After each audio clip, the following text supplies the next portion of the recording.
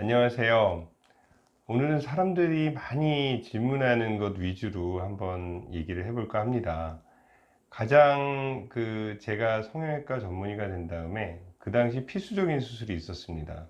안면 윤곽하고 그 다음에 안면 거상술, 그 두 가지가 사실 성형외과의 대표적인 수술 중에 하나였죠. 근데 요즘 들어서는 안면거상술, 그러니까 옛날 클래식한 안면거상술의 필요성이 점점 줄어드는 추세입니다.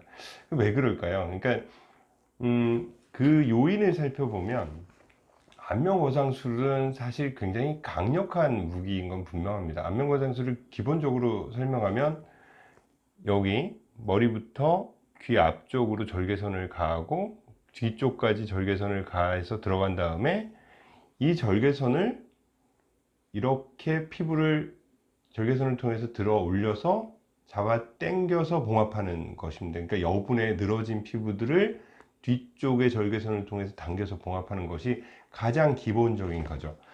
그런데 이렇게까지 강력한 수술로 이만한 흉을 만들면서 하더라도 얻어낼 수 있는 것들이 너무 적다는 점이죠. 근데 실제로 굉장히 늘어진 시골에서 굉장히 고생 많으신, 자외선 쬐면서 고생 많으신 분이 평생 아무것도 안 하시다가 오셔서 안면거상술을 해주세요. 그러면 그 안면거상술 이외에는 방법이 없습니다. 그건 분명한 사실이지만 요즘 들어서 그렇게 관리 안 하신 분들은 거의 없습니다. 그러니까 예전에 70대의 얼굴이 지금의 70대의 얼굴하고 같지는 않습니다. 얼핏 보기에는 50대처럼 보이는 70대 분들이 이렇게 많은 상황에서 그동안 쭉 관리해서 피부의 질도 좋고 그리고 처짐도 별로 없는데 그런 분을 여기를 절개해서 당겨서 꼬맨다. 그것은 사실 얻는 것보다 잃는 것이 너무나 많습니다. 그래서 개발된 것들이 실리프팅입니다. 실리프팅은 실을 넣어서 전체적으로 조금씩 잡아당겨 올리는 수술이죠. 근데 이런 것들이 얇은 실로 조금 올리는 것들은 그렇게까지 효과는 적지만 그걸 지속적으로 두 달에 한 번, 세 달에 한 번 한다면 그것도 역시 효과는 있을 겁니다. 근데 성형외과에서 쓰는 실리프팅은 그것보다는 좀 더 강력한 방법들을 사용합니다. 좀 더 굵은 실, 좀 더 많은 코구, 돌기들, 그걸로 여러 개를 넣어서 전체적인 이 피부를 들어 올려서 위치를 바꿔주는 수술들을 하면 상당히 강력한 효과가 있죠.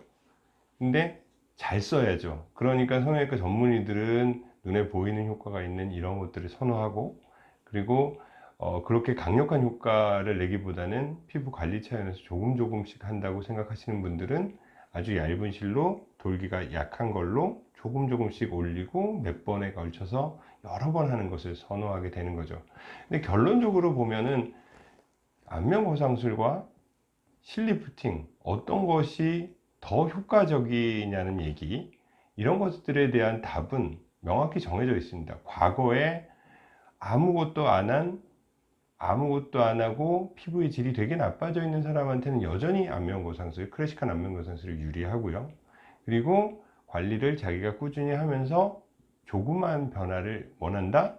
그러면 실리프팅은 대세가 되는 겁니다. 그렇게 따지시면 내가 원하는 바를 어떤 거상술보다도 강력한 실리프팅을 경험하실 수가 있을 겁니다.